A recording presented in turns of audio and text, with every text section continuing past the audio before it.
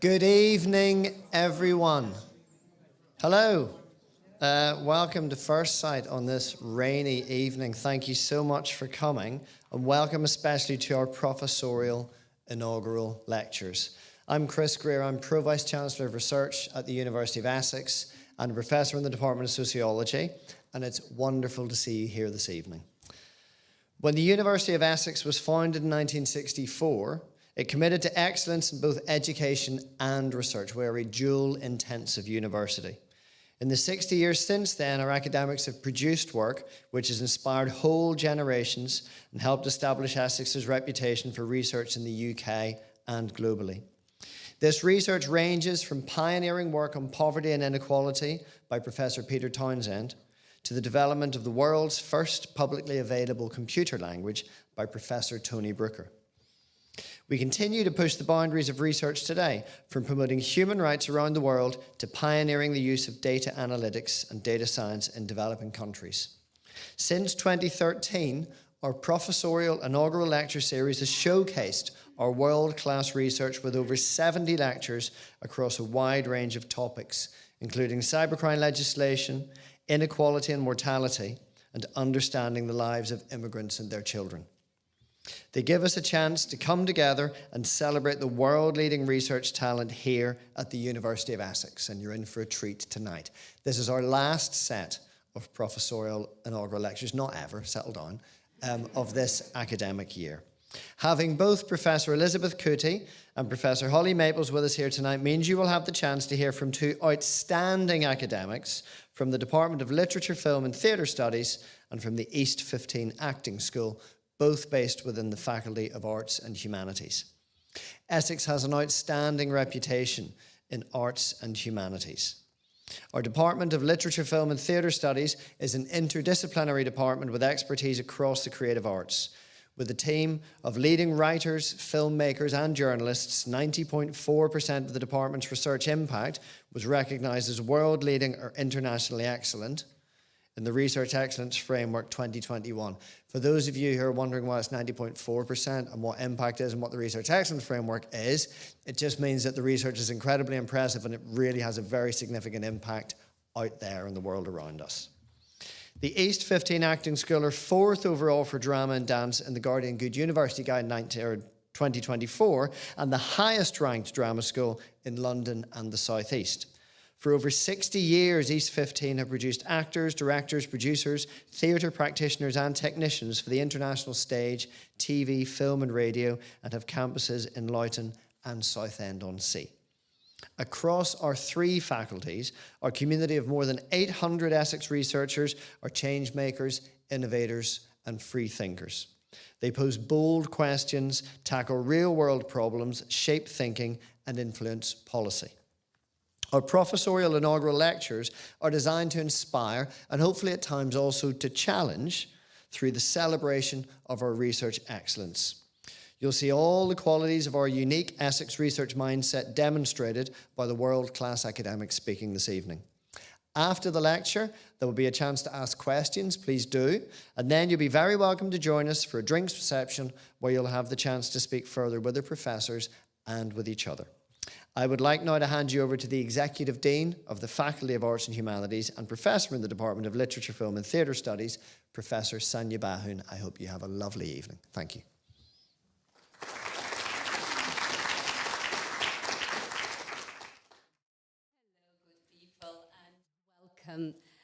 Welcome to our Professorial Inaugural Lectures this evening and welcome to Firstsite.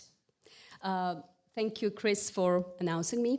Once again, my name is Sanya Bahun and I'm the Executive Dean of the Faculty of Arts and Humanities, and I'm privileged to be a professor in the Department of Literature, Film and Theatre Studies as well. It's wonderful to have you all here in person, but I also have to greet people who are joining us via Zoom or via YouTube live stream. There are many more people watching tonight. You might not see them here, but they are watching us, so warm welcome to all. And welcome to the Firstsite. As I said, the university and Firstsite are friends, have been friends for a long time. We have collaborated on numerous projects over the course of years, which do include theatre projects, performances, spoken word performances, collaborations with our Centre for Migration Studies, Human Rights Centre. Most recent collaboration of ours was around the World Refugee Week. And the students and the university gain so much from Firstsite, and I do have to give a little nod to this wonderful place, because this is the place that promotes creative sector through diverse exhibitions they support, and the opportunities for young people of Colchester and beyond that they have fostered. And we as a university support these activities and try to plug into them as much as we can, including in theatre, in art history, curating, but also beyond. Firstsite is a place for everyone, and I'm particularly pleased that we are hosting these professorial inaugural lectures as public lectures, as lectures where we inaugurate professors aimed at contemporary and old meaning of the word as public figures of utmost importance in making change in the world. So I'm really pleased that that is happening at a public venue such as Firstsite. And on behalf of the university, I would like to thank the Firstsite team for hosting us tonight.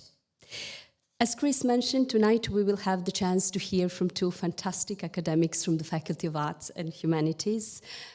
For those who do not know us, the faculty hosts 6 departments, and our academics lead major research projects from the art of Latin America to theatre-based research as practice projects that you will be hearing about tonight, to ethics of mental capacity, to human rights, to hospitality studies. So a really broad range of interests and expertise. And I'll move into the first professor, announcing the first professor of the evening. Our first professor is Professor Elizabeth Kuti from the Department of Literature, Film and Theatre Studies, the department that has over 500 students and is home to 5 subject areas: literature, film, creative writing, journalism, and yes, drama. Critical and creative research is at the heart of their activities in all these disciplines, and Liz's work feeds directly into both of these interests. Professor Kuti is a playwright for theatre and radio, and before joining the department in October 2004, no, that's impossible, surely that's, I think it must be just a year ago, isn't it, Liz? Okay, so before joining the department, about a year ago, Liz worked extensively as a playwright and actor in Irish theatre, playing leading roles with the Abbey Theatre, National Theatre London, Lyric Theatre Belfast, and numerous independent theatre companies. Her plays have been performed at the Abbey Theatre Dublin, the Soho Theatre London, and the Traverse Theatre in Edinburgh. The Sugar Wife, a play of hers, won the Susan Smith Blackburn Award in 2006 and is currently being revived at the Abbey Theatre in Dublin. And that will be on until the 20th of July this year, isn't it? Brilliant. This is, by the way, also on GCSE curriculum of our children. This is the same play. Liz has also written extensively for BBC Radio, including Sea Longing for Radio 3 with Stephen Delane, which won BBC Audio Drama Award for Best Original Drama. Her plays have been performed in the US, Canada, and in translation in Europe. In addition to numerous plays and short stories for BBC Radio, Liz worked as a writer for Historic Royal Palaces for 3 years, where her microdramas explored lesser-known aspects of life at Hampton Court Palace. She has published scholarship on contemporary drama and 18th century drama and literature.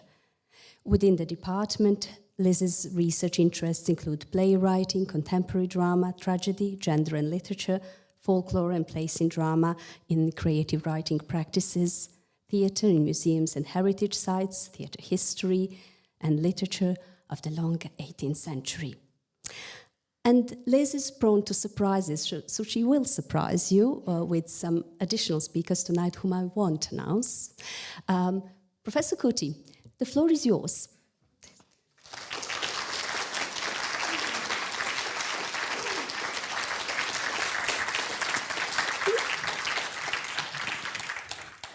Oh, thank you so much, Sanya. Thank you, Chris. And yeah, I have to say a few thank yous. Thank you very much, Holly Ward, for organising this event. And of course, thank you so much, everybody, for coming, friends and family.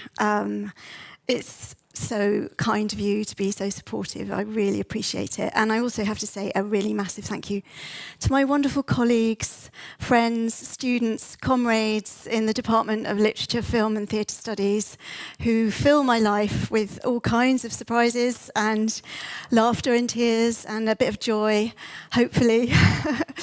So it's, yeah. Thank you for the last 20 years. Gosh, that is scary. I've got to go back to my slides. Oh, Russ, are you coming to help me? That's amazing. Hang on.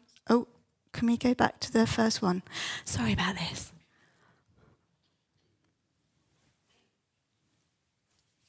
I'm going to go back to the top, okay? Because we want to go here. This is where I'm starting.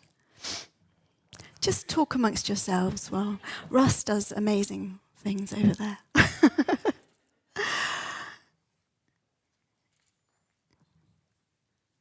I could start. Shall I just start? It's just got a title on it with my title on it.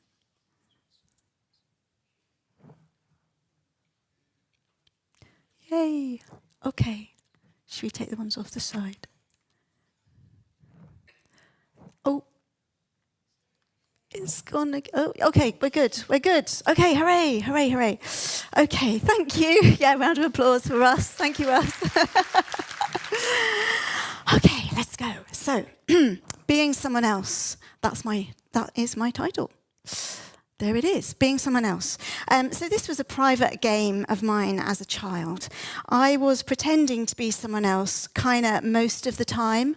Sometimes a fictional character, sometimes a real person, sometimes even my mum or dad, quite confusingly for them.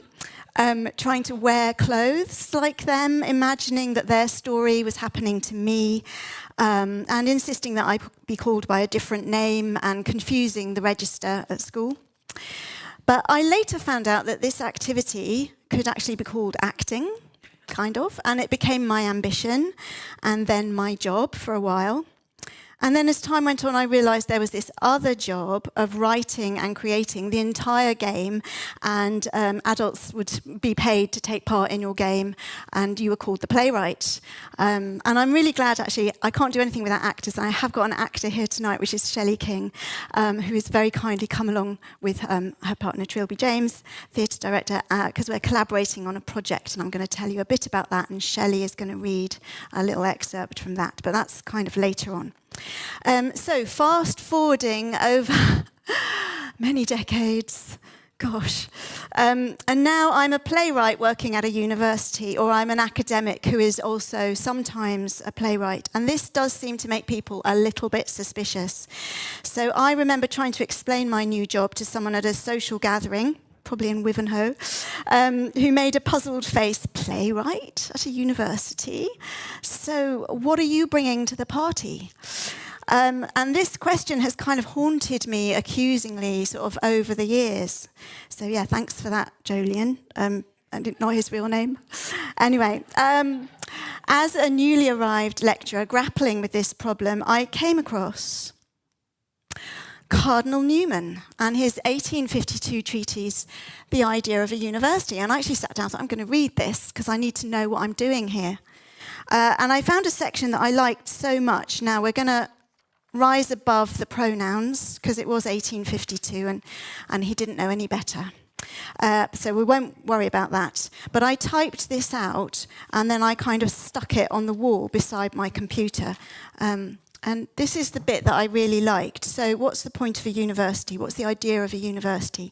It gives a man a clear, conscious view of his own opinions and judgments, a truth in developing them, an eloquence in expressing them, and a force in urging them. It prepares him to fill any post with credit and to master any subject with facility.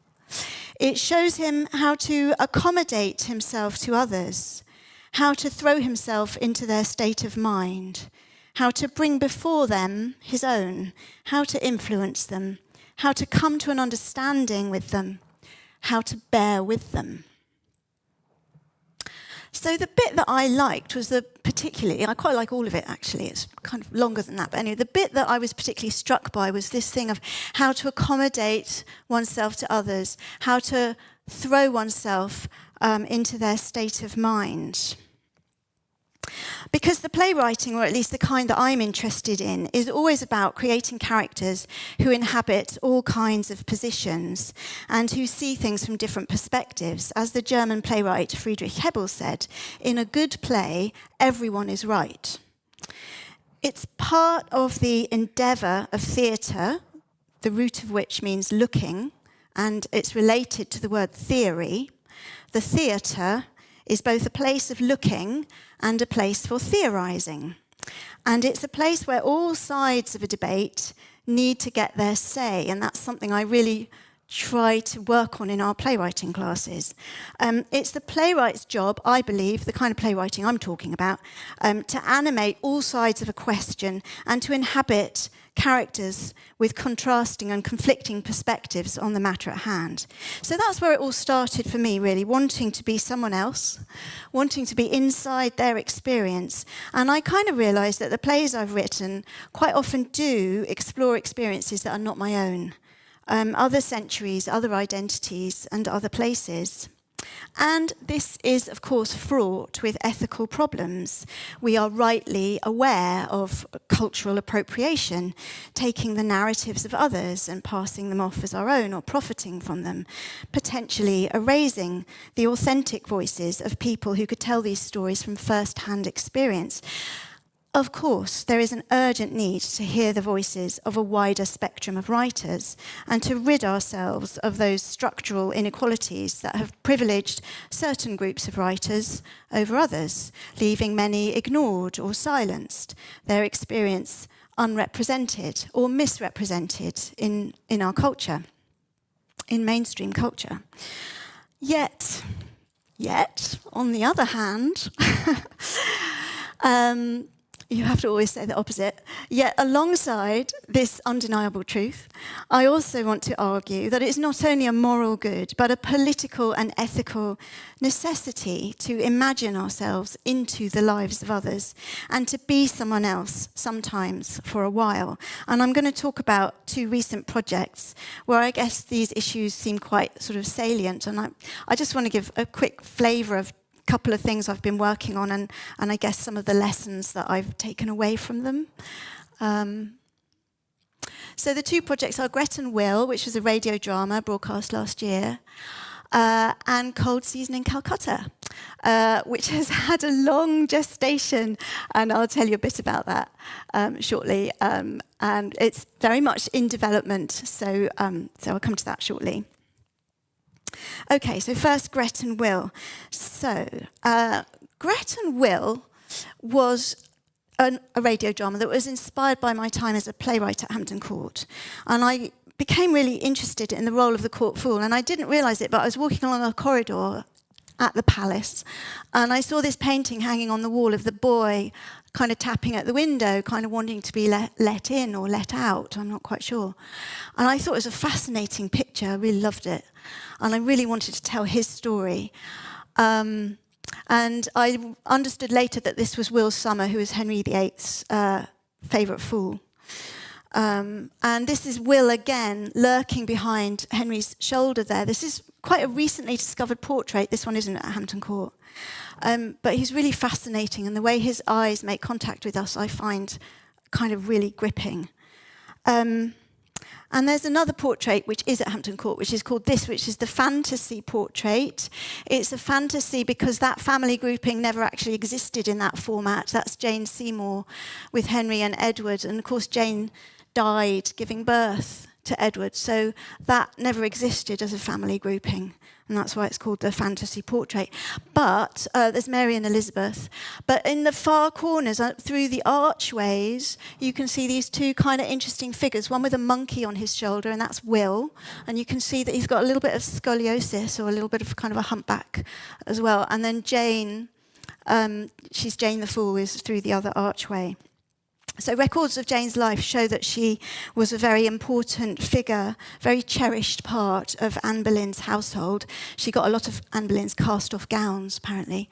But then the record sort of disappears when Anne was executed, so we don't know what happened to Jane. And she was what I based the character of Gret on, this person. Will Summer was the other main character of this drama. And this is another portrait of him with Henry playing the harp. And he was physically disabled, as I've mentioned, and he seems to have been neurodivergent. Many of his contemporaries, there's lots of accounts of Will.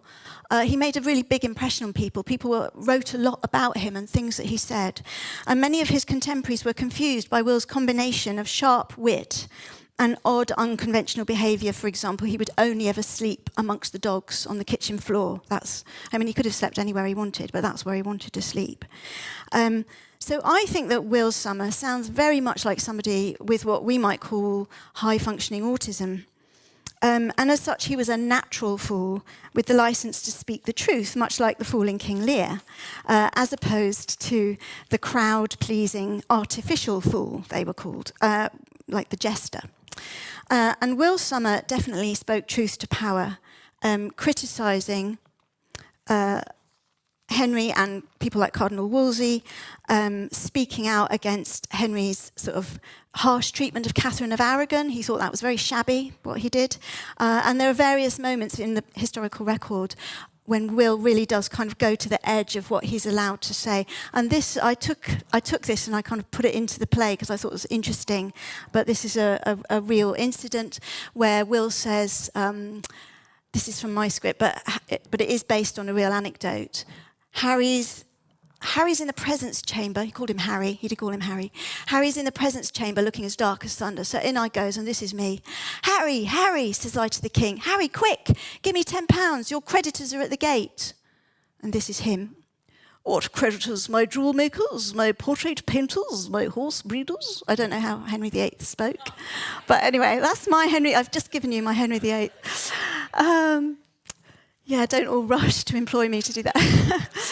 Then what made you rich, I say? They demand repayment. They're at the gate and they're angry. Quick, quick, give me £10, Harry, I say. So Harry gives me £10. And I go out to the gates where the beggars and the widows and the poor down and outs are howling for food and fuel and mercy. And I give away all of Harry's gold, all of it, every last coin. So that was my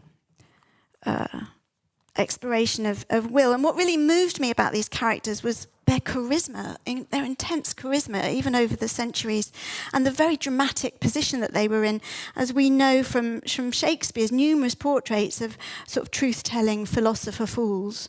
Will Summer and Jane are kind of cultural icons, like at the heart of power, in the heart of this palace. They're on the walls, they're painted, but they're also key figures in the fairly neglected culture and history of disability. So I'd wanted to dramatise their stories at Hampton Court and have actors with disabilities playing these roles, but I was not allowed to do this owing to a combination of health and safety and financial issues. I'll touch on that later.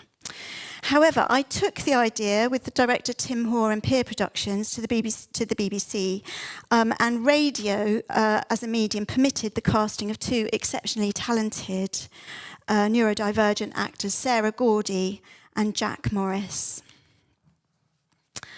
Actually, she's got an MBE. Sorry about that. That is an error. But yeah, she's got an MBE. She's the first person with Down syndrome to get the MBE, but not the last. So yeah, what I learned, notes to self. It was brilliant to work with Sarah and with Jack. And I just learned so much from this project. I was always trying to kind of change it and edit the script and change words if they seemed a bit difficult for Sarah to say. And her mother is kind of her acting coach, and her mother would often say, just give her some time. She'll be able to say that word. You don't have to change it. Give her more time. So that's what I learned. give her more time. She'll get there, and she did get there. Listen more and talk less. Good lesson for life. Note to Kuti. Avoid fussy constructions. Just avoid tenses that have got haves and things in them. Leave space for emotions. Well, that's Playwriting 101. Have accessible studios and toilets. This is a big one. Radio is a bit old school, and it often happens in rickety buildings up narrow staircases. We couldn't cast people because the toilet was not accessible. This is really wrong. It's really rude, and we need to fix that one. So more rehearsal, more breaks, and a shorter working day, folks. We don't always have to work from 10 till 6. Spread the recording over more days. The person with a disability is working 10 times harder than anybody else in the room. Worth remembering.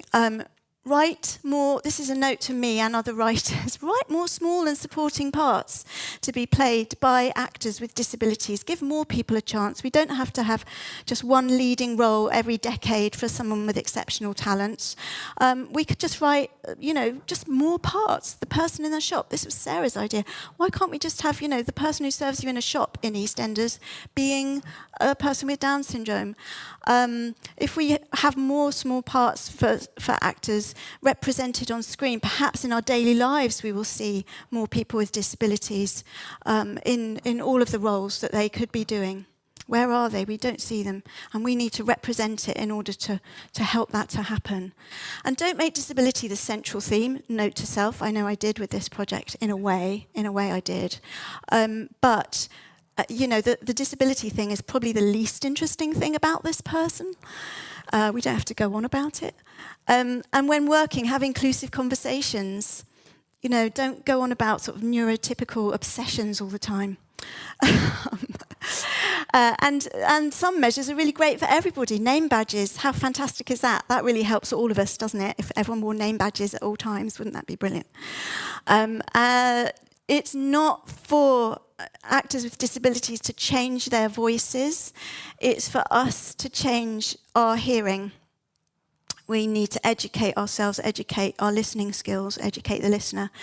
And all this stuff about the money and the time, that's what the gatekeepers need to know, the producers and the commissioners. It's going to take more money, but it's going to make really big change, I think, if we could just, do a bit more of some of this. This is what I felt I learned. Anyway, that was that project. So moving on. Coming back to Cold Season in Calcutta, this was the second project I wanted to sort of fill you in on a little bit. So this play was an idea that we worked on in 2017. It was going to be Winter's Tale set in India, and it was kind of an idea that came from Chilby James, and we kind of worked away on it in 2017 and made the first half, and after a 7-year break we are returning to it, but that is in the spirit of the play because there is actually a 16-year break right in the middle of Winter's Tale, so we're early actually, 7 years on. So and the original play of Shakespeare's Winter's Tale is about two nations, Sicilia and Bohemia.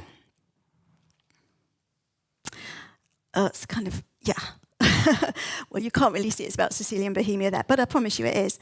And we kind of worked on a response to this play in which this relationship between these two nations was translated into that of India and England. And during this process, I began to learn about Shelley and Trilby's relationship with India, and in particular, Shelley's life as an Anglo-Indian born and raised in Calcutta. And there she is, on a horse, looking a little bit. She's the one with the hat on, looking a tiny bit scary, but but adorable. So the Anglo-Indian experience is little talked about and even less understood. So Anglo-Indians inherit a blended heritage of Indian roots and British ancestry. Many Anglo-Indians trace their ancestors back to English, Irish or Scottish people who went to India centuries ago, many as clerks in the East India Company or as railway workers. Before partition, and these are just, by the way, some of these are photographs of Shelley's sort of family that she's very kindly allowed me to share with you today. So this is just to kind of give you a sense of what we're talking about here. Before partition and during the years of the British Raj, Anglo-Indians were victims of racism, being looked down on as blacky-whities by both British and Indians. The British discriminated against Anglo-Indians and found many ways of excluding Anglo-Indian people from British colonial society, while Indians saw them as half-castes and chichis, which is a word which actually means dirty. After Indian independence and partition in 1946, Anglo-Indians were viewed as unwelcome remnants of the British Empire, and many Anglo-Indians fled the subcontinent and went to Australia, Canada, or England. But the Anglo-Indian diaspora and the people arriving in these countries found that once again they were treated as outsiders by all communities, and again they kind of endured a lot of racist discrimination, kind of coming from every angle. One scholar in this area is called Glenn de Cruz, and he's written about Anglo-Indians as being the human legacy of empire, and a continual, this is de Cruz's position, unwanted reminder of the hybrid formation of modern independent India. So these themes of uneasy colonial and post-colonial encounters between two nations emerged for us as we began working on The Winter's Tale. Back to that picture. So our original go at this adaptation or kind of response to Winter's Tale was called Cold Season in Calcutta, and it was set in 1775, which is a moment of kind of that mid-18th century period when what had been a kind of a trading relationship, there was a bit of kind of mutual fascination, mutual interest, British people learning Sanskrit and translating great Indian works of literature into English. That was beginning to harden into the violent colonial and military regime of the British Raj that would tighten its grip throughout the 19th century and beyond. And the original draft of Cold Season was read in 2017 in the Mercury Studio Theatre, and the development process brought up lots of interesting questions for us as a group, really, about the role that Shakespeare played in the British colonial project in India, kind of then and now. And returning to it now, what really has remained of our exploration of Winter's Tale was a desire to sort of explore the particular experience of our lead actor, Shelley King. And that's Shelley, that's your mother, isn't it? On the right, that's Shelley's mum. So as an Anglo-Indian, brought up as a child in Kolkata, Shelley was brought up with a strong love of Shakespeare and a sense of ownership of it by her grandfather. But on moving to England as a 10-year-old and beginning to find her career path as an actor, she found, this is a sort of potted history, I'm kind of condensing quite subtle and complex things into quite quick, so forgive me, Shelley, if anything I say is not correct, but I'm just kind of getting a flavour of this across. Shelley found that from the early 1970s onwards, she would be seen from the mainstream industry perspective as an actor who could only really be cast in Indian or Asian roles, whilst nonetheless finding herself in quite a complex relationship at times with British Asian theatre companies such as Tara Arts and Tamasha Theatre, who embraced Shelley, and I know you worked with those companies a lot, but also at times you perceived them sort of rejecting you as sort of not the real thing at moments as well. That's happening more now than it used to. Yes, so there's a whole thing. We'll get into that. There's another story for another day. But anyway, so the Anglo-Indian experience is one of hybridity, of constant negotiation with history and with geography, a constant kind of tussle between two cultures and two countries. And these questions of role-playing and displacement, of hybridity in cultures, of exile, loss, and return to one's mother country, only to find one's mother country isn't all that one had maybe hoped or expected it to be. All of these things are quite embedded into The Winter's Tale. So we're trying something. We're trying to write a one-person play which is a very handy and practical thing to do, a one-person play in which we are going to hopefully, well, our goal is to articulate Anglo-Indian experience through the lens of Winter's Tale. I've had to become a chameleon in order to survive is something that Shelley has said that really struck a chord with me, and I think we're trying to capture a bit of that. So, what I'm just going to do for a few minutes now, I'm going to hand over to Shelley King, and she's going to read a little excerpt. This is very much hot off the press. We're working on it now, and in this, the conceit of what we're doing is that Shelley is playing herself as an actor, meeting with producers to have a chat about a new possible production of The Winter's Tale, set in India, possibly with songs. So it's one of those kind of meet and greet the producer kind of situations in it. So I'm going to hand over to Shelley to read now. Oh, Andrew, it's been such a long time since Kitty D'Souza and Bombay Dreams. As it's very different, this. Thank you all for seeing me and listening to this possibility of Winter's Tale set in India. And yes, Shakespeare, you know, always my first love. In India, with music, even better. Because, Andrew, you know, I love to sing. But I just haven't had much of a chance in recent years. So, should we have a read and a sing, then? Because, of course, that's where it all began for me, in India. My very first memories of Shakespeare was when I was going down Chowringhee with my grandfather, and I've got a bag of hot gram. You know, hot gram is Bombay mix to you, in one hand, and a Superman DC comic in the other. I used to collect them. Him in his white flannels, he was so dapper with the fob watch in his waistcoat pocket and hair slicked back with mascara oil and solatopi for the sun. Always reciting something. Last scene of all, that ends this strange and eventful history in second childishness and mere oblivion, sans teeth, sans eyes, sans taste. Do I need that? Obviously I do. Thank you, Andrew. Sans everything. Right? He used to say, you don't understand it now, Shell, but one day you will.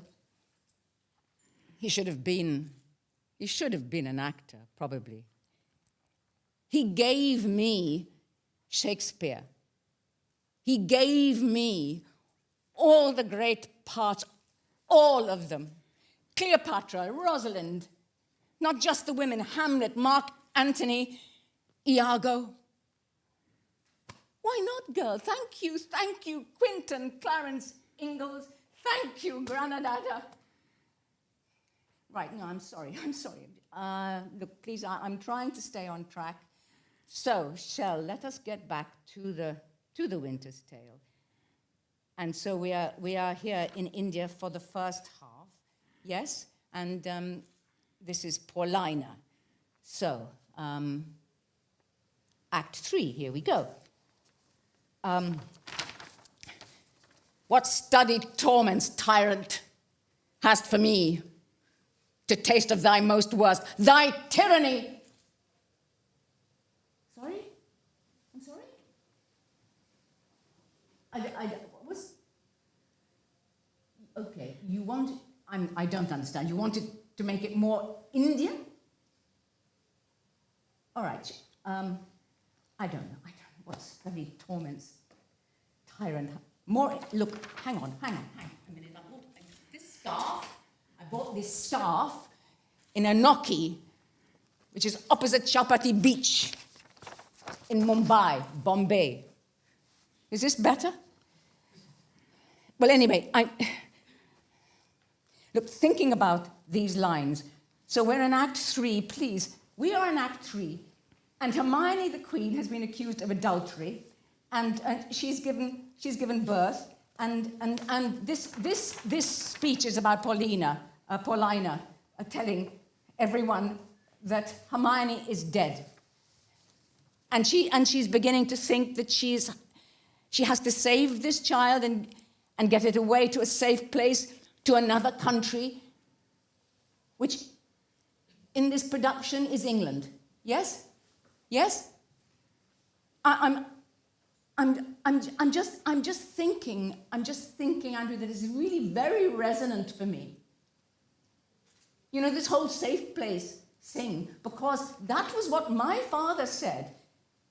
We were leaving India and we were coming to England for my sake, to give me a future, and India was getting far too dangerous for us. We weren't wanted there anymore, we Anglo-Indians, huh? We spawn, we bastards, we poodles of the Raj. We didn't belong in India. And terrible things were happening, and people who had been friends and neighbors, they suddenly did not want us there. Fires, arson, and grinding paste being put into the engine of my father's car, the UK imported Triumph Herald 1200. And bits of sabotage, you didn't know where they were coming from. So my dad said that we needed to find another future, and that we needed to remember that we were British. And we needed to go back to the mother country. Except it wasn't very motherly. And it certainly wasn't very interested in its long-lost offspring. And I just remember being so freezing on the plane, and I had no coat because, you know, on the journey, our trunks got opened and ransacked. And I just remember Compton Road in Wimbledon, and the smell of it smelled of England. It smelled of fried food and dust. It smelled like a full Hoover bag. And depression and freezingness, and my dad always going out to look for work, and Granny and Mum and me, we used to watch Crossroads on the telly in the afternoon at 4:20. And the theme of Coronation Street used to depress me. And the kids, when they were told where I was from, and that I came from India. Did you live in a mud hut? Was there an elephant outside your classroom? Why do you smell of curry? And it was terrible, my posh private school. Netball and needlework. I hadn't learned to tie my bloody shoelaces. My ayah hadn't taught me. And I missed our house on the corner of Park Street and Theatre Street in Calcutta, and my granny's house just up the road, where you went up the staircase to the mango trees. And we picked mangoes to make mango fool and played whist and beggar my neighbor. And they took me to the Tiger Cinema and the Jyoti and the Lighthouse. And I saw Ben-Hur and El Cid and South Pacific. And that's the song I thought I'd sing, Andrew, just to give you an idea of what it was like, you know. And I used to love singing. And my ayah used to say, oh, sing, Baba, sing, sing. So the song is, Andrew, you've got to be taught to hate and fear. You've got to be taught from year to year. It's got to be drummed in your dear little ear. You've got to be carefully taught. You've got to be taught to be afraid of people whose eyes are oddly made and people whose skin is a different shade. You've got to be taught before it's too late, before you are 6 or 7 or 8, to hate all the people your relatives hate. You've got to be carefully taught. I'm sorry, it seemed very far away in Compton Street. Huddled around a paraffin heater, wishing my granddad would join us. And watching my mother crying. Anyway, back to the Winter's Tale, Paulina. You want more Indian? Less Indian? I can do it any way that you want. What do you want me to be? What do you want me to be?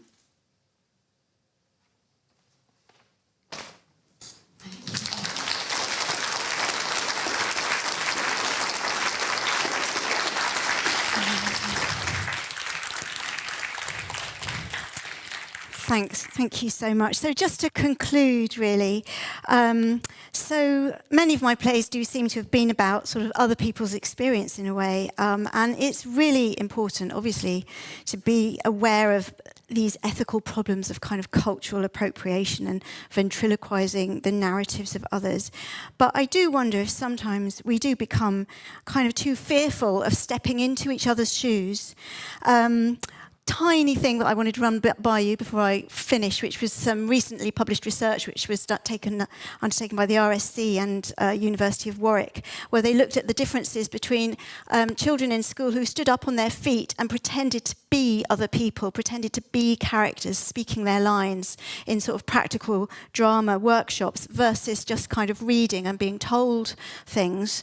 And they found that in the students who'd done this practical activity of pretending to be other people, they found advances in language development and the proficiency of children, positive improvements in breadth, depth and complexity of language used. And they also found that this group on various measures were better able to empathise. And they showed greater resilience and creativity in the writing that they produced. So I suppose my kind of manifesto, if you like, is that being someone else might just be kind of an important thing to bring to the party.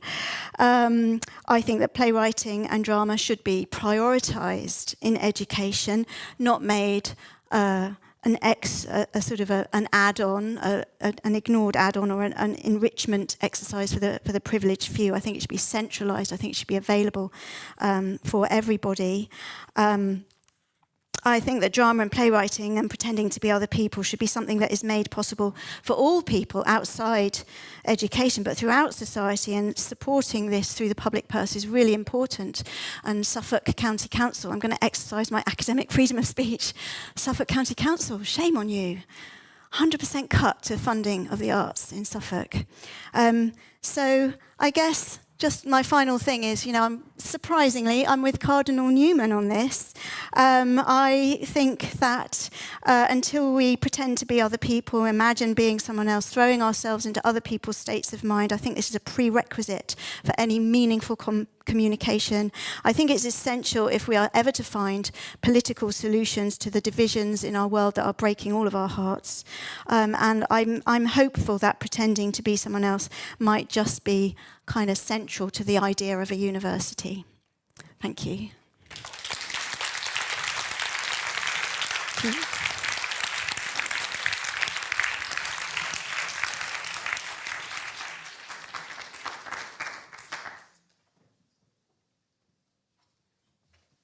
Thank you so much, Liz, for this impassioned plea for recognizing the proper place of drama in our lives, in our society, in our education. And special thanks to Shelley for honoring us with her performance today. And we will continue with these passionate calls. Our next professor to speak this evening is Professor Holly Maples from our East 15 Acting School. East 15 Acting School, for those who do not know it, was founded by Margaret Berry and grew from the work of John Littlewood's very famous theatre workshop. In 2000, East 15 Acting School joined the University of Essex, which opened an exciting new chapters in the history of both institutions, very congenial in spirit. And that offered opportunities to students, including those enrolled in East 15's very specialist courses. East 15 spreads across two of our campuses, Loughton and Southend, and offers an extraordinary dynamic array of undergraduate, master's and PhD courses that span areas of training for actors, directors, producers, technical theatre specialists, stage production, and students of theatre practice.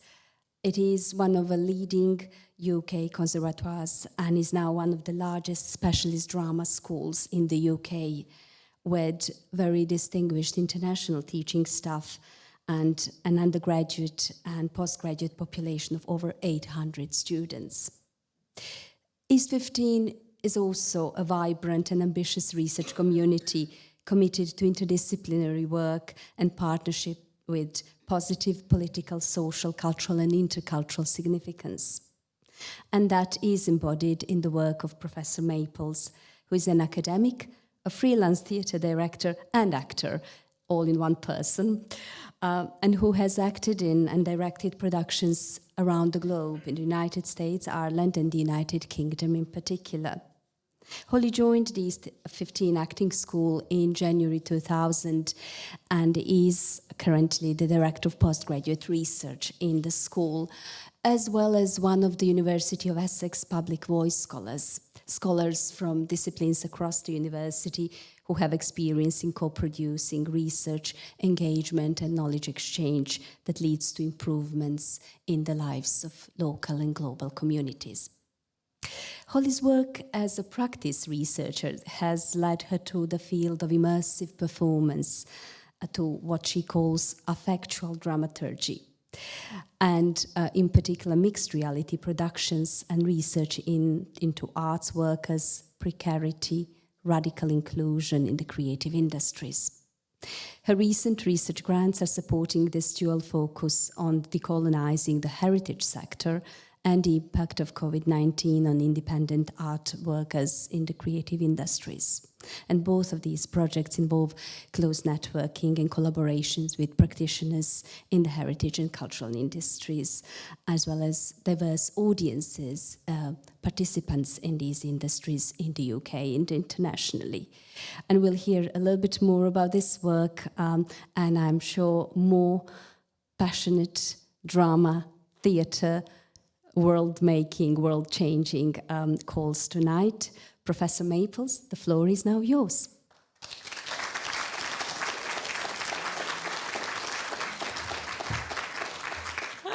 Sorry, just trying to figure out how to... Oh, wow, amazing. Thank you all so much for inviting me to speak. Thanks to Chris, and thank you for that lovely introduction. And I'd also like to very much thank Professor Rosie Klitsch, and as well as Chris Main from East 15 School of Acting, as well as all the students and faculty at East 15 for supporting my work, and also letting me sometimes go off and create my heritage performances.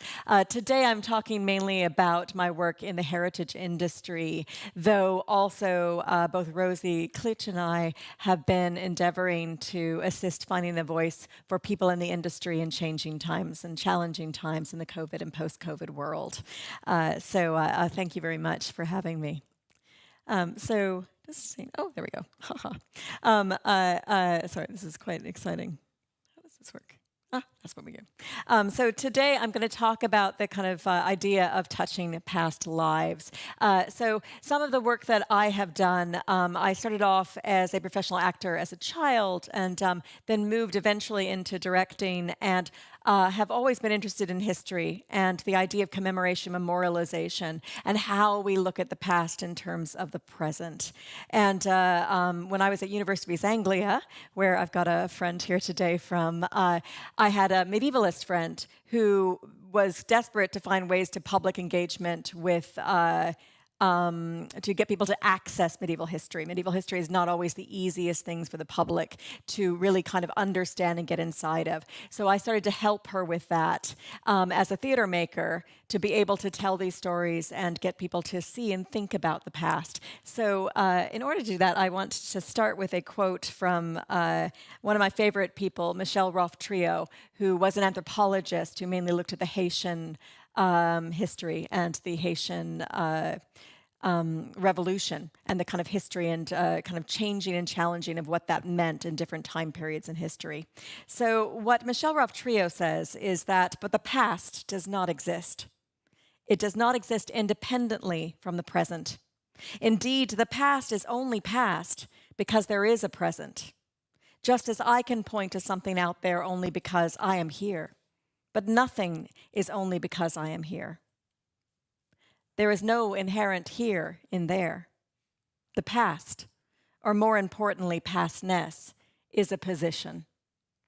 And I think this is really important and is something that historians and anthropologists very much know and work with. But a lot of times for the public, the past is very clear. It's very important. Their understanding of their history creates a certain kind of identity. So how can you get them to start to challenge their understandings of the past and their understandings of their relationship to that past?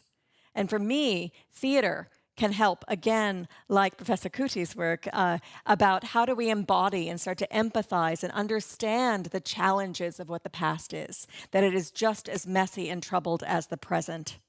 And our thinking through that past may help us think through our present. So my research asks how the sights, sounds, and bodies of the past are not only witnessed through heritage performance, but experienced, felt, and touched. It asks how the present is touching experience of touching past lives might affect individual lives in the present, particularly in relation to troubled or uncomfortable histories. I incorporate my present research investigates the social, physical, and psychological benefits of heritage performance for its audiences. Today, I'm going to discuss also two particular productions that I'm doing. One that I did back in 2018 in Norfolk on the kind of past and letters, which was a medieval and early modern histories. And one that seems to be ongoing forever, that started in 2019. And actually, I'm continuing it, and we're performing again tomorrow in Soham near Ely in Cambridgeshire, that just never ends, called Breaking the Silence, which is about Black British abolitionists and celebrating 18th century abolition and the history of the slave trade in Britain. So in the past decade, museums and heritage sites have experimented with immersive theatrical methods to both attract and engage audiences with local, regional, and national heritage. Theater makers are increasingly employed at museums and other heritage sites to, quote, better immerse guests and effectively play out the themes or context of the spaces at hand, using immersive technology and participatory theater methods to entice new audiences and create an animated museum of the 21st century. Traditional museums very much are the kind of celebration of Victorian Empire culture. The idea that you see things and items are there, they are described for you, and your understanding of them is very much coming from a curatorial practice, a curatorial way of seeing. Whereas in the present, there's a sense of wanting to experience things, to engage with them, to relate to them in different types of ways. And this is where immersive theater is able to bring out a kind of more experiential and embodied relationship to heritage sites. So in immersive theater, which is quite a popular kind of theatrical technique now, there is a definition that is immersive theater production. An audience in some ways plays a role, whether that role is to witness the role or an actual character. And the lines between the performer and the audience and between performance and life are blurred. The audience is placed within an environment of the story and therefore plays witness and centers to the events without the distance of a proscenium. And so this is quite popular in commercial theater, but also, as you can see, this would be very, very good and useful in museums and heritage sites in terms of relating people to their engagement with historical practices, but also art or other types of museum curatorial practice. So immersive heritage performance was designed to encourage audience members to not only witness historic narratives, but experience, embody, and touch a localized past, as I mentioned before. So this is coming from the sociologist Mark Auslander, who talked about the tactile and experiential nature of reenactments, living history museums, and other types of historical practice, which allows spectators to have an intimate relationship, an intimate traffic, as it were, between the contemporary experience and that of the past. So central to my research is the question of how we examine not only the content, but the experience of heritage performance and its impact on spectators' lives. So I create performances to help the museums and various types of heritage sites engage people with that history. And then I study the audience's experience of my experiences. It's very meta. To see what they take from it, what's the point of it, and then also help the museums figure out, well, what is useful, what isn't, and also see, well, what do people think of the past, and how does that make them relate to their relationship today in the present. So my performances are created to animate these museum spaces or heritage sites, to increase critical reflection amongst museum goers.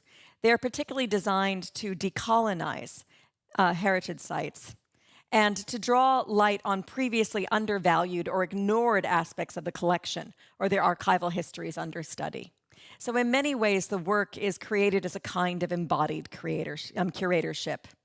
My heritage performances are particularly interesting to distinguish participatory performance practices in the museum from the kind of museum entertainment. So often, this was my first project, my God, back in 2018 at Oxnead Hall. And this was one of a series of events I did for the Paston Festival, which was looking at the Paston letters, which was the greatest collection of medieval and early modern letters of a kind of domestic family.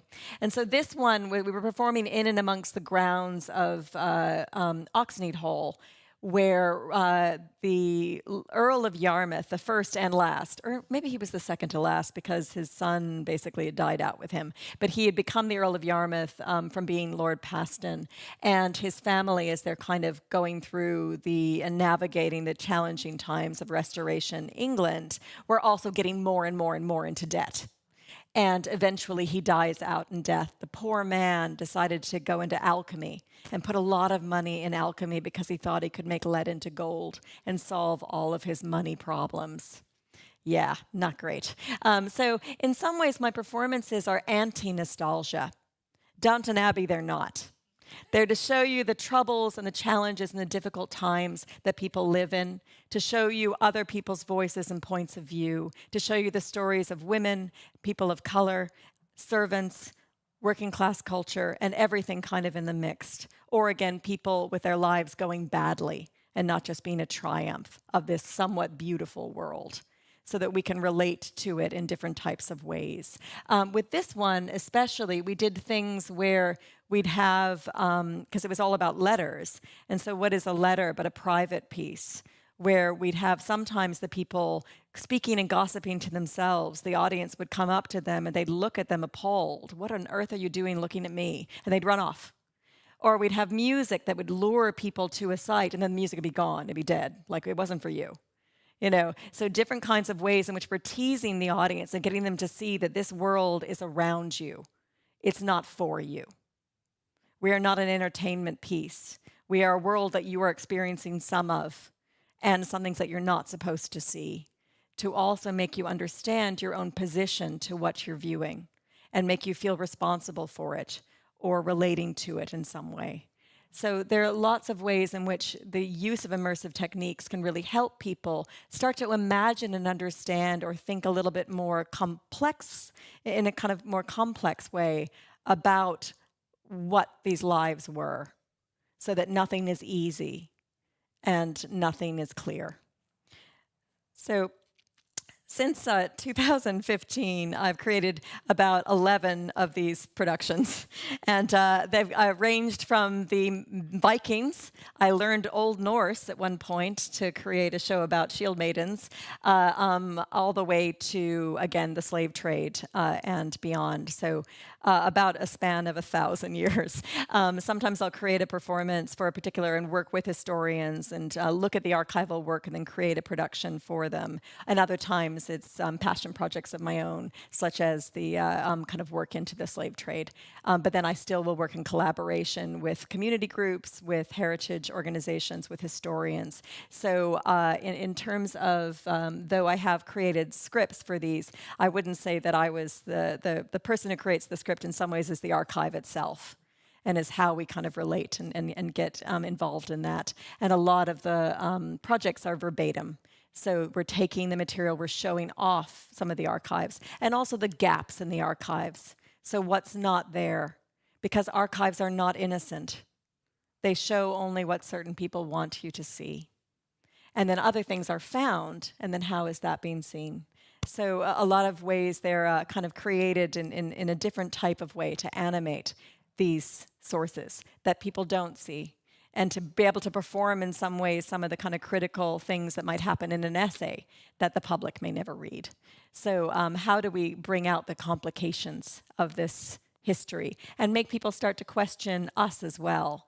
So there's a lot of unreliable narrators in my work that allow people to not necessarily believe us always as well. And that can be a fun relationship you have with the audience too, as they start to figure out that the person they've been following is not the most reliable of tour guides, as it were, throughout these kind of sites and throughout these histories. So I'm going to start today to talk about these two key productions. And the first one I'm talking about is Robert Paston's Whirlpool of Misadventures, which is the poor man, the way he described his life in a letter. And this was created at Oxnead Hall in 2019, or 2018. So what was wonderful about it is we had this enormous grounds of Oxnead Hall because the house was in ruins, but the grounds themselves, we were able to travel through the grounds of Oxnead Hall and travel through Robert Paston's entire life. So we started off in this barn theater, kind of setting up the world, and then they followed us around, eventually ending up at his funeral in a church where, of course, being a manor house, it has its own church, where he died, seeing his grave, then going and seeing him and his wife haunt the grounds beneath us as we end the production. So the traveling itself allowed us all to go on a journey together, a journey into the past and present, a journey of discovery, a journey of failure in some ways of poor Robert Paston, and then also a journey of letters. So just bear with me. Picture a pastoral scene. Audience members gaze over a garden maze, while figures in 17th century dress dart across the grounds. Some are close, some far, but the figures waft around as if occupied in their own reverie. A gust of wind moves through the trees. A musician strums on a lute, and the action begins. Suddenly, there is an intervention on the site, and nature occurs. Across the river, a herd of horned cattle appear en masse. With cinematic grandeur, they move into frame. The sounds of their lowing blends with the musicians and the performers' voices, enhancing the experience of the moment. Later in the piece, a character comments upon the lowing of the beasts, creating a shared moment of hilarity between audience and actors. And also a moment of imagining that this world is that world. It is both here and then. It is now, and it is always. In the midst of the summer of 2018, I created this series of immersive performances at this historic site in Norfolk for the Heritage Lottery-funded Past in Footprints project. It was a regional heritage festival celebrating and bringing to life the world of the past in letters. Now, the past in society was made up of primarily people in their 70s and 80s, and then some historical medievalists. And so they had a lot of trouble before they started this enormous project to public engagement of getting people interested in the past in letters of other age ranges. Also, the problem with this is in Norfolk, a lot of these sites are dying. They are falling to pieces. And the worry was, how do we get the community interested again? How do we bring them back and make them understand and care about their history and start to perhaps want to support it? And again, this is the problem with sites like this. They can appear very much like they are wealthy, they are for other people, not me, they are inaccessible. But we can all relate to debt. And so finding kind of ways to kind of bring out and have different types of ways to bring people into this world and into these characters in a very human way. That allows us to see their failures and their messes and see, in some ways, the debt culture of the Restoration, which was a period of excess and kind of celebration after the problems of the Civil War. But a lot of people got more and more and more into debt as they're trying to display a wealth that they don't have. So in some ways, kind of highlighting that and kind of bringing people into it, what was really interesting in the interviews and audience feedback I had afterwards was how they started to kind of think about it in terms of, say, the Kardashians and reality TV and our own world. And suddenly it becomes a very different kind of sense. But also they started to really think about what it must have been like to be this person. And what kind of challenges they had. And then also, a lot of them felt like they were living in a movie. This came up again and again and again. And that is because, again, of the sensorial experience of engaging with the site in a different kind of way. So there were different types of ways you could have access to people of different ages to see and start learning about a history. And so you have different kinds of ways in and ways to get people to think about or access a historical period as well, which was in some ways what the success of this production was about.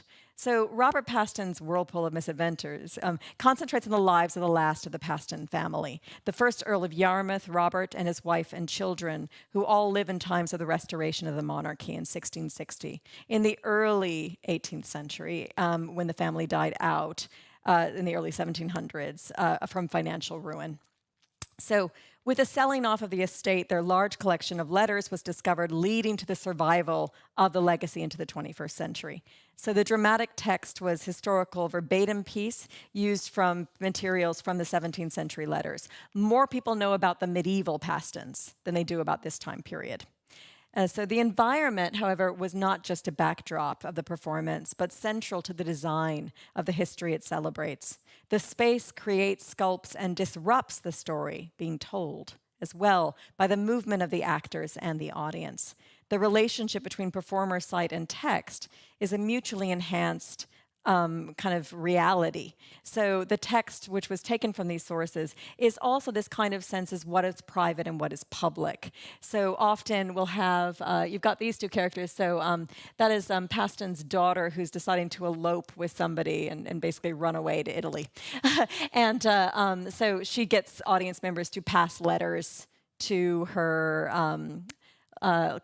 fiance against her parents. And so there's all these kind of secrets that kind of come out through the letters as well, and the function of letters in this time period as we kind of walk from space to space. And we also have secrets. So some things that we're not supposed to hear, that we hear. We overhear things, or we spy on people, or we get shamed for spying on people. And it allows that kind of real sense of this world existing. And what are we going to discover? A little bit like a mystery. so that we in some ways are detectives finding the different bits of information from the different scenes that happen over the course of the play. And letters, of course, play a key part of this story.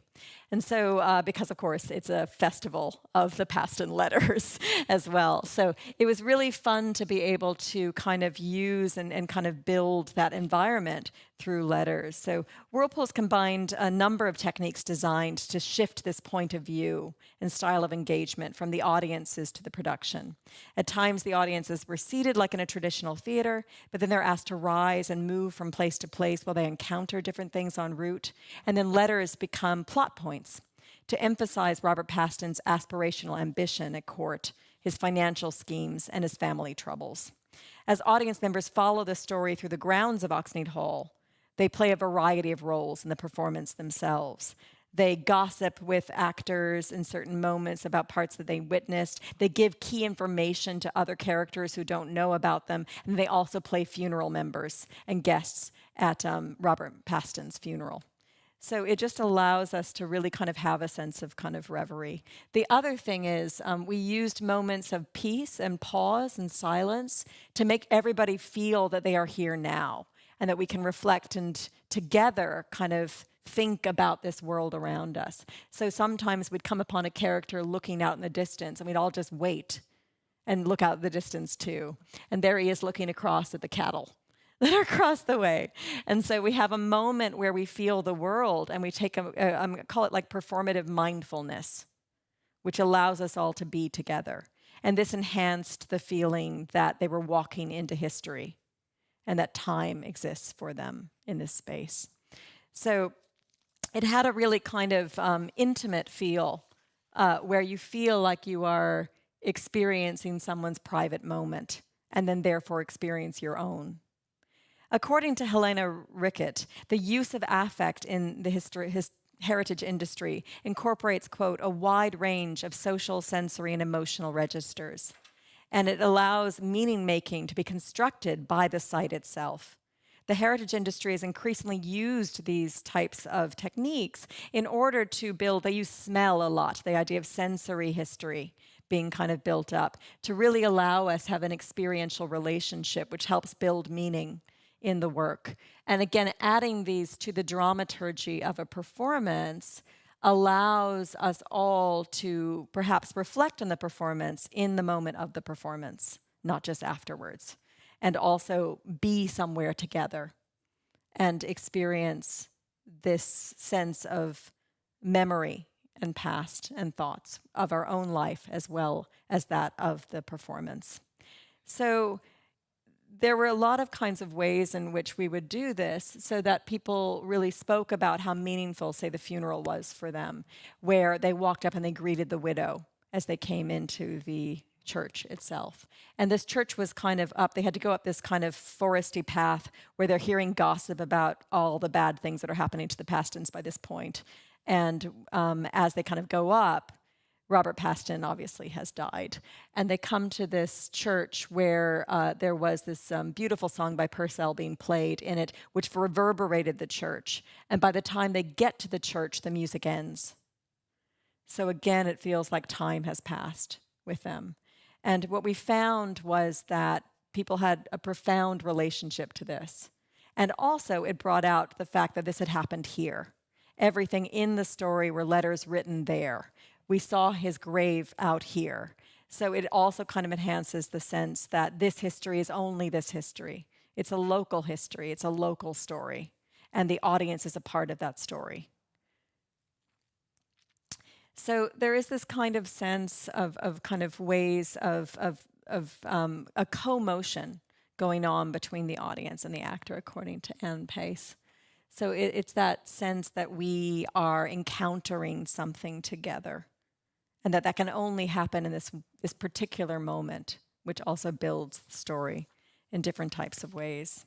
So my performances for the Paston Footprints Festival were particularly designed to enhance audience experience and affectual engagement through this use of a kind of multimodal concentration on the senses, and using that and sculpting it through the writing of the story as well as the use of the space. So the outdoor nature of the performance on the grounds of this stately home, it created this kind of environment that was both inside and outside of our control. But if we respond to it and react to it, we're reacting to it with the audience. And that also allowed them to think of a different type of memory.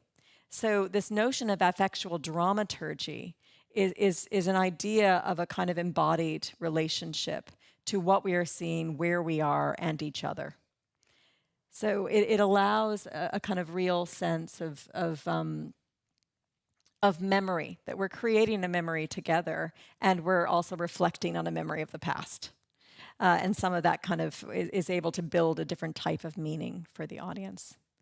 So just moving on to kind of my current work, which is on decolonizing museum sites. And I look particularly at empire as well as the kind of history of the slave trade and looking at troubled histories. At the moment, this history is very much under threat.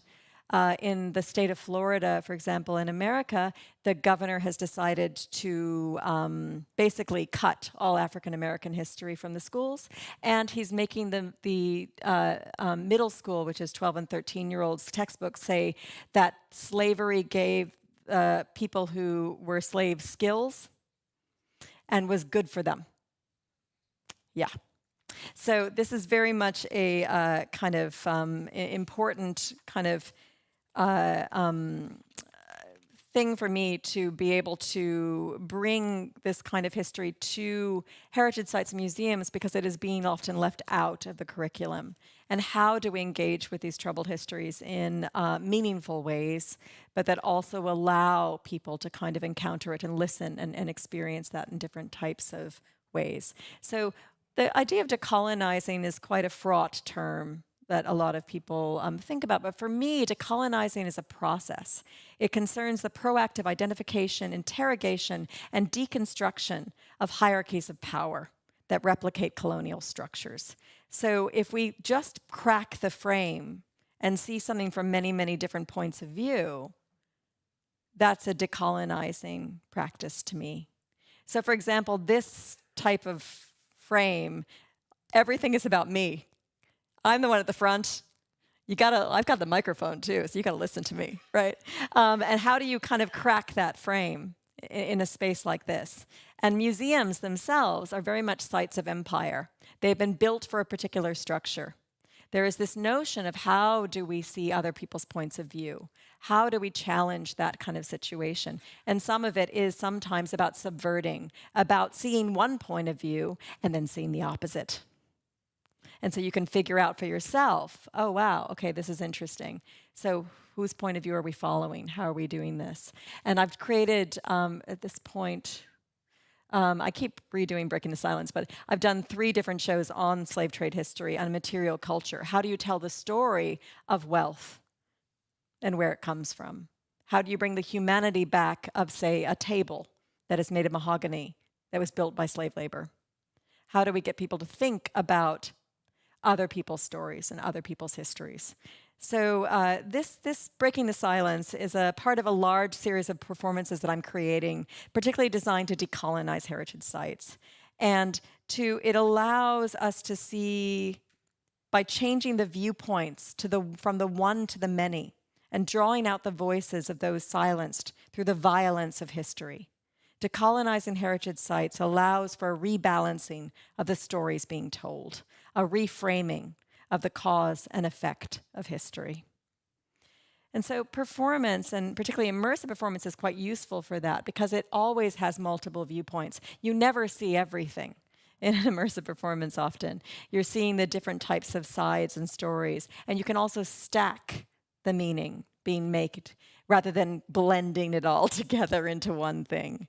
And that can be really useful in terms of this sense of how do we kind of tell these stories. So this production was actually originally inspired by this grave at St. John's, Hillingdon. I was working at Brunel University, London in 2019, and we decided to create a series of events around the kind of relationship of Uxbridge and Hillingdon to the slave trade history, both in terms of planters who had lived there, enslaved people who'd been buried there, as well as Wilberforce, who later retired there. And so looking at abolition and the kind of history of the slave trade for the Being Human Festival. So I worked with a historian, which I'm still working with, Dr. Inga Dornan, who's amazing, who does a lot of work on this history, and we kind of joined forces to create a series of events, and one of them was the production Breaking the Silence. And Toby Pleasant was buried in Hillingdon, St. John's Hillingdon Church, and he's buried at the center of the church, though his grave is often a bit obscured, and he was a formerly enslaved person who's the Lanes family, who were from the area, were a powerful planter-owning family in the area. So for people, especially in 2019, there wasn't as much knowledge known of, or it wasn't as much in the public knowledge 18th century relationships to Black British history. A lot of people did not think that Black British people lived in the 18th century in Britain. There's been a lot more kind of public pushing of that history since 2019, particularly after the Black Lives Matter protests in 2020. So, but at that time, this was quite shocking to a lot of people, and was really exciting for a lot of the Black British community in Uxbridge to hear about stories of people in the past. So we created this kind of performance, and this was 2019-21. I actually am doing another production of it, which starts tomorrow again in Soham, and we're also going to Wisbech and to Chesterton, all areas in Cambridgeshire with ties to Alado Equiano and Thomas Clarkson, so abolitionists at the time. So it was kind of, again, inspired by Tobias Pleasant, who his grave lay hidden in plain sight. And so we wanted to bring to life this history and illustrate the connections of the area to British and West Indian enslavement that was closer to home than many people believed. And so I decided to create Breaking the Silence about Black British abolitionists and kind of celebrating their stories along with other abolitionist figures, and creating it in this church. So it was designed to particularly bring the voices of abolitionists and then also highlight the Black community in 18th century London, in which Tobias Pleasant was one of. And so the play replicates an 18th century abolitionist meeting with the audiences performing in and amongst the actors. It uses verbatim testimony from slave narratives and female leaders of the cause, pamphlets, as well as essays and parliamentary speeches. And the narrative centers around the local links to 18th century slave trade. So in the 18th century, there were 20,000 Black British subjects living in London, with an equal number across the rest of the country. Though some were enslaved, others worked in various trades as freemen, and some were the children of wealthy landowners. So though the histories of Black Georgians is an active subject for scholars, especially in 2019, this really wasn't very well known. And so little extant evidence of their experiences and lives makes it difficult to tell the stories of many of them, particularly the servants. For example, Tobias Pleasant, what we know about him is coming from the fact that he gave evidence about his master being attacked by a highwayman. And we found out that he was a musician, and because he had a French horn that a bullet basically scathed off of when the highwayman was attacking him and his master at the time. So, and he had this speech where he talked about how life was sweet. And so he didn't really want to give evidence against this man, but he had to. And from that one story is where this story came from. So we decided after the performance in 2019, where we had a lot of kind of really significant response from the audience, to do a tour of it we were going to do a tour of it in June 2020, but COVID hit. So we ended up going to 10 sites across the UK in 2021. And this is Scipio Africanus, who is buried in Henbury in Bristol. And unfortunately, after the Black Lives Matter protests, this grave was desecrated by somebody who, from the Colchester, when Colston's statue was taken down, somebody came and destroyed this grave and then wrote along the pavement going to Henbury Church, "Look what you made me do." And I was, because we were going to go there in 2020, so I was in very kind of content conversations with the vicar, so it was really quite shocking. They managed to restore it and kind of clean it up, but it was still quite a shocking thing to have happen to this grave of Scipio Africanus, who was a servant who died in 1720. But Black British and West Indian abolitionists used personal testimony to draw awareness of the 18th century slave trade's brutality through their lived experience, facts that many of the white British public were ignorant of or willingly ignored. Their testimony also provided evidence against the dehumanizing racist rhetoric of the pro-slavery movement, which argued that Black men and women were lesser beings, incapable of higher feeling or thought processes, and therefore only capable of brute labor. And so Equiano, who, and forgive me for misspelling it, it's a Lauda, so it's an A. So he was probably the most well-known of the Black British abolitionists, but he and others, they have this moment always in their slave narratives where they talk about learning how to read. And often they're teaching themselves how to read because it was illegal to read in the West Indies in particular. And and what reading does for them and how this opens up a world for them and a kind of knowledge. And they're using these speeches. He himself went and toured Britain and Ireland. He sold 40,000 copies of his story, of his autobiography, and became quite wealthy, very well-known, very influential figure. So we decided he was very much a key figure in our play. And also is able to kind of become a kind of leading figure of the cause as well. So that whole idea of testimony and witnessing and able to kind of share these stories is really kind of what our production was about. We use the abolitionists to both teach the history of the slave trade, but then also as an inspiration for how our performance itself is able to use testimony as a kind of rallying force and a way of sharing these kind of experiences. So one thing that's very interesting is how the play changes over time depending on the time period we performed it in. In 2019, a lot of people talked about its relationship to contemporary human trafficking, to exploitative labor, to other types of injustice that happens at the present. In 2021, we really spent the whole rehearsal and the entire performance period talking about social justice, talking about race, talking about racism in Britain, people sharing their experiences. It became an ongoing conversation, talking about the statues. We performed in Bristol and Liverpool and Manchester and Nottingham and Lancaster and Soham and Fulham in London and Hampstead in London. And revealing all of those stories, we generally stay talking to the audience for like an hour after the show. The show itself is an hour, so yeah. But then now, we've just been rehearsing the show, which we open tomorrow, and we've been talking a lot about Gaza. So it's really interesting how, again, the voices and the stories and this idea of personal responsibility and standing up against something that seems unbeatable is kind of its own thing in terms of what the performance does.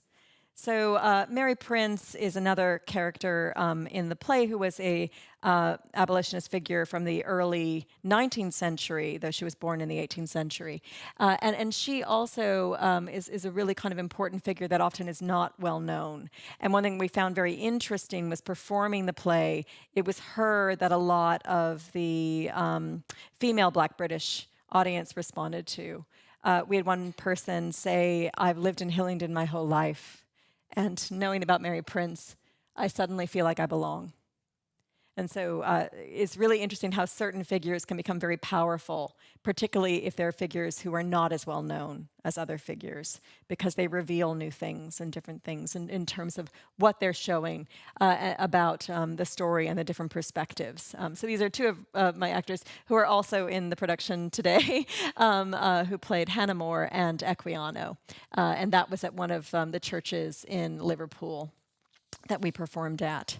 So this production is also used to have contradictions, interruptions, and disagreements among the abolitionists to highlight the unequal power structures existing amongst female and male, black and white abolitionists in order to reveal more complicated narratives of justice found even within abolitionist groups, and how people start to try and dominate where others will subvert, and how Mary Prince particularly is able to say, look, the voice and the experience of enslavement has to come from the slave. It cannot come from the white abolitionists. It is our experience that can bring this home. And so it's how do we kind of tell these stories and allow us to show those kind of more challenging relationships? And that's one thing that a production can do, because you have the actual person, right? You have the figure to be able to challenge. You have somebody who's able to do some microaggressions and somebody else stand up to the microaggressions. So this allows a kind of more complicated relationship to the piece itself. And one of the characters in the original production was Wilberforce, because we were performing in Hillingdon, where Wilberforce had lived. Because I was worried about how Wilberforce dominates. It dominates the discussion, dominates the idea of who is the abolitionist. There's a whole movie called Amazing Grace where they make him a one-person white savior. This was really something I was trying to subvert.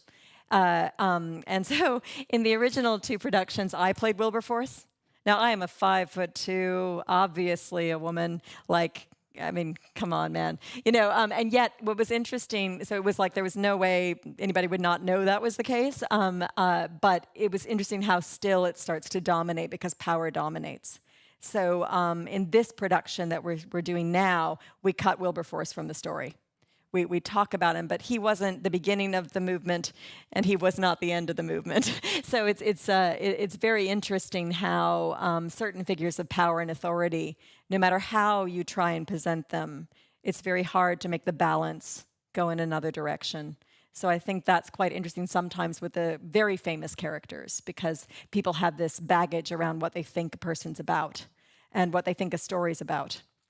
And so how do we do this? So these were just some of the testimony that we got from some of the audience members on the production. And it's just really kind of interesting, to hear what people took from the piece and in different types of ways. Yeah. So is it time already? I apologize. Okay, just one other little thing that I just wanted to kind of show a bit of. This is, and then we'll end right now. Or maybe it won't happen. It's supposed to, but anyway, this is a kind of other piece that we did, which was on augmented reality. I think it's not showing anyway, so it's probably good. I tend to be long-winded. Yeah, it's not showing anyway. So I did another one with augmented reality and live performance, and doing stuff with. I think the digital is very interesting for subverting history. But thank you all so much, and I apologize.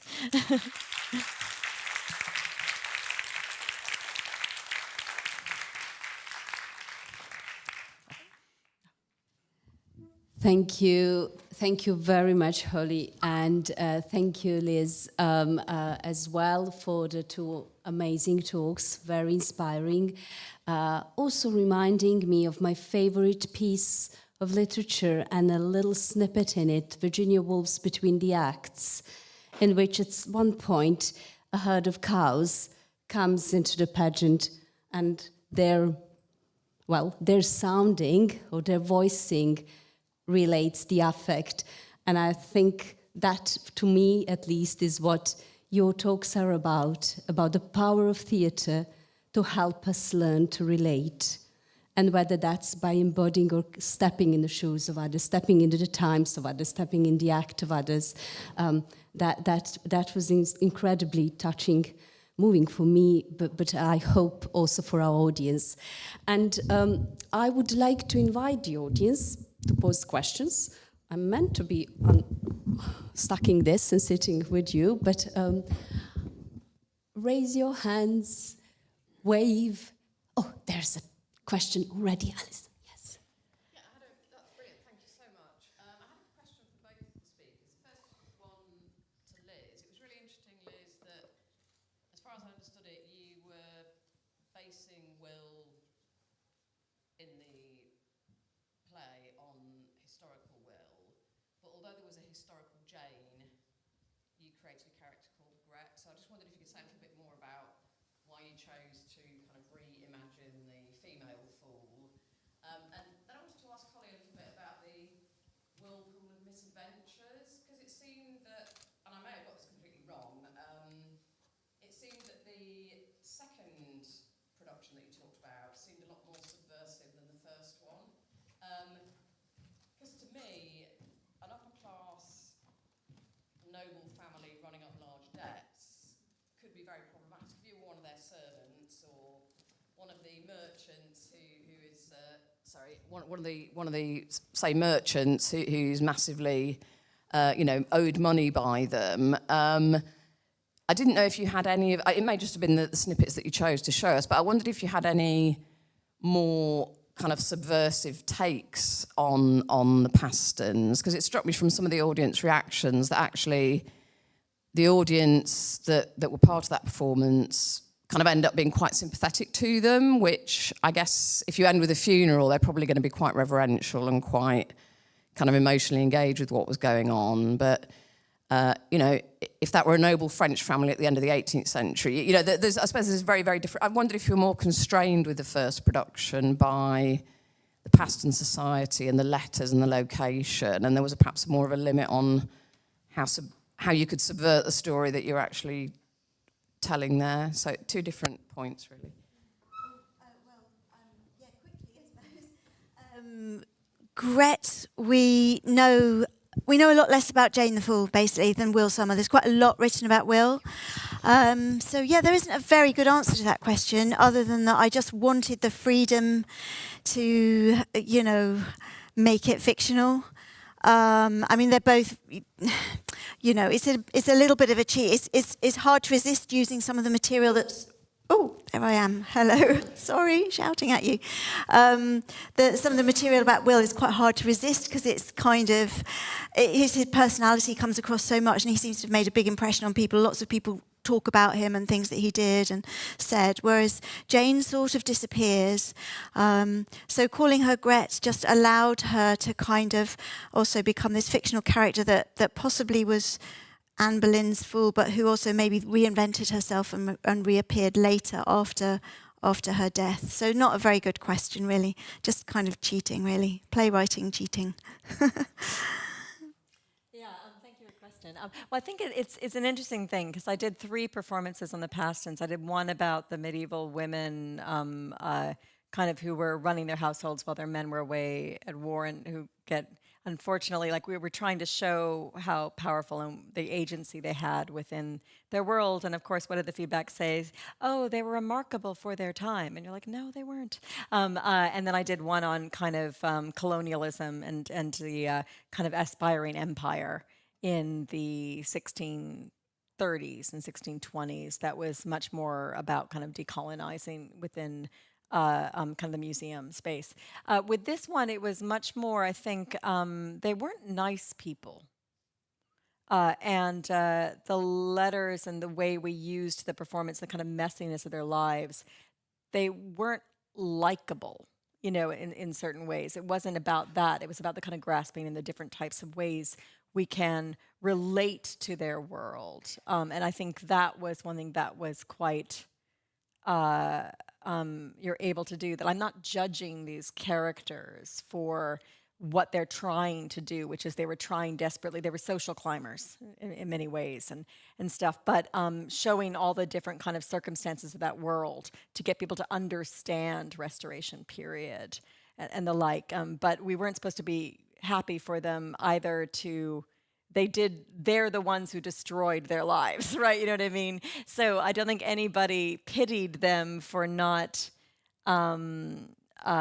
surviving, but it's starting to kind of understand those circumstances and the kind of difficulties and the challenges of that period. But I was also commissioned by the Past and Footprints to create performances to teach people about the letters and about the time periods and about some of these places. So, but what it was, so there was nothing reverential going on about these characters, but it was trying to complicate some of that kind of narrative, if that makes sense. Yeah. Thank you. Another question? Or you are perhaps intrigued? Oh, there's a question. Yes, thank you. It strikes me that immersive theatre, because the audience doesn't see all the production, it seems strangely wasteful. Do you regret having to write large amounts of material which your audience doesn't see all of? Not necessarily. I mean, it depends on the show, because like this show, they did actually follow one story. I'm just not showing them the whole story easily, so they have to figure things out, and they have to understand their relationship to it. I have other shows where people go on different routes, so everybody sees something, and then people sometimes will come back and see a different route. So we've had people come back to see all the different stories. So you're never writing anything that nobody sees. They're just not necessarily seeing it in order, or they're seeing it in a different kind of way. And I think this is how we view, how we see our lives. So it's allowing people to have to figure things out and have a bit more active relationship to what they're viewing and what they're seeing, which people will engage with in a very different way than proscenium theater. I like it both. I mean, I have no problem with any types of theater. But what this does is it allows people to, for these particular productions, the idea is you are walking into history. So the idea is in some ways that we go into that past as opposed to just see a performance and feel comfortably like it's created for us and then it's over, if that makes sense. This never ends. Like, Whirlpool of Misadventures is still going on. Just we're not there. Yeah. Thank you. More questions?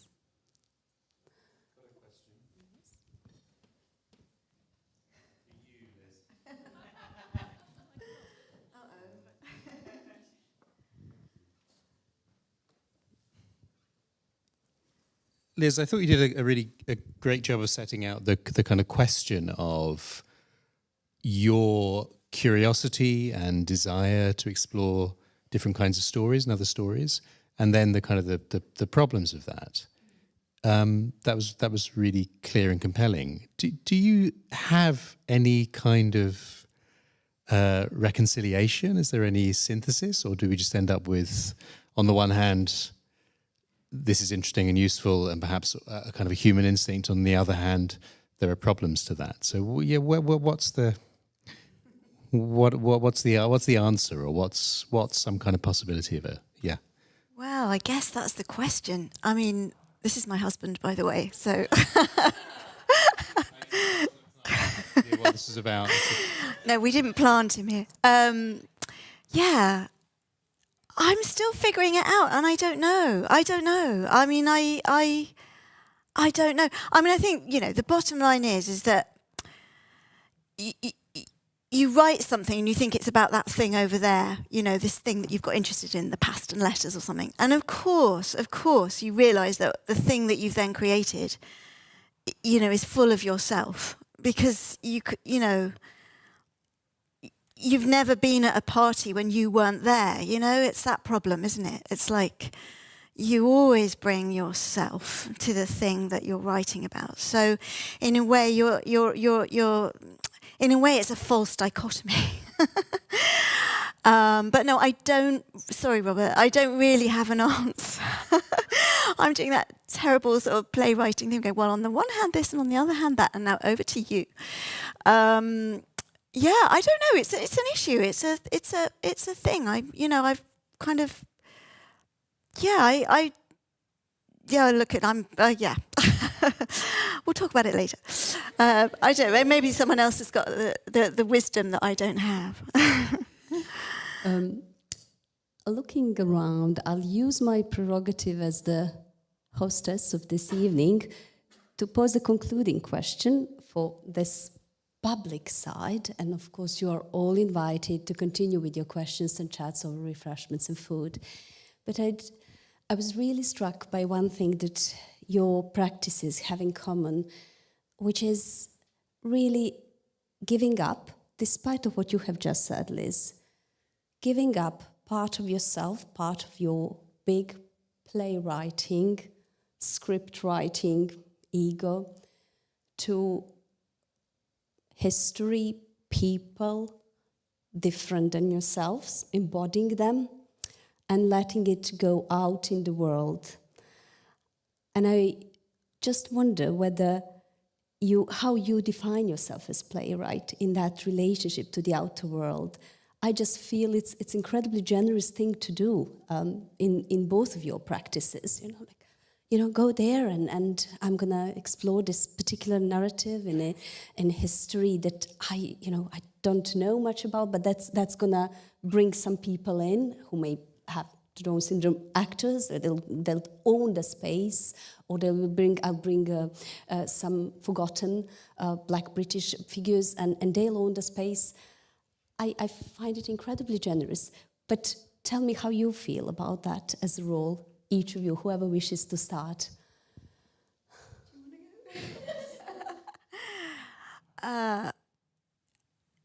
So I don't know. I think it's just. Well, firstly, thank you. That's a very nice thing to say. But I guess I don't know. It's play. It's play. I mean, it's pure pleasure. Actually, I mean, it's not difficult, and it doesn't feel generous. It feels like just privilege, really. I mean, just to kind of that bit of my life, which is quite a small bit of my life. There's lots of other marking and stuff like that I have to do, which is also great in its own way. But it's exploration, it's curiosity. It's play. Doing something for its own sake. I think Robert gave me that book, Oshu, When the Shoe Fits. He said the meaning of life is play, which means doing something for its own sake. So it's its own thing, and all the other stuff about kind of reviews and whether the audience actually likes it. It's sort of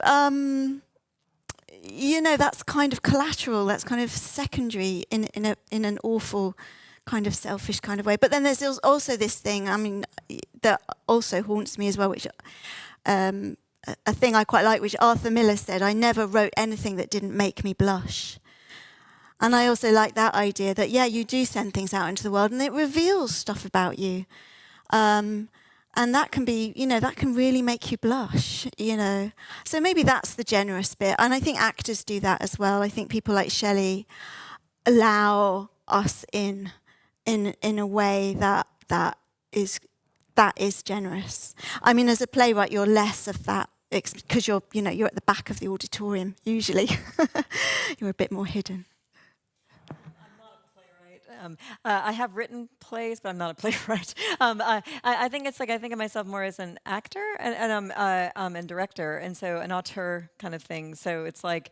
But I think as an actor, because you are very much trying to get inside and understand and imagine another life. When I'm creating these projects and looking through the archives and kind of reading all this material and then putting it in relation to each other and imagining these characters and how they are and how do we bring that out and how do we challenge them and how do we bring out what's not there. It's like just kind of sifting it up through the earth and letting it be there. And then letting people decide what they think of it, kind of thing. So I think it's finding and wanting to give voice to those stories and those people that have been silenced. Some of them, and some of this is very much just kind of a puzzle as well in terms of that. But I think the joy I have is when we're in the rehearsal room and the new things we find from it, because at that point, I don't remember that I wrote it, right? It exists, and then we play with it in different types of ways, and we find new things in it, because I didn't write it, actually. Often it's coming from these different sources, yeah. Well, thank you both, and it was really wonderful evening, which we will continue, but not before we have a really loud round of applause. Loudest ever.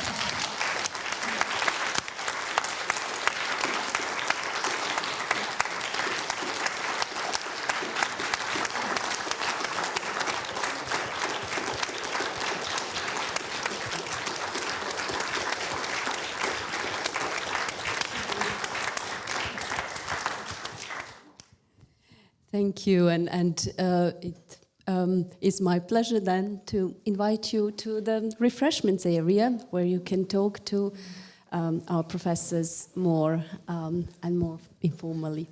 Thank you for tonight.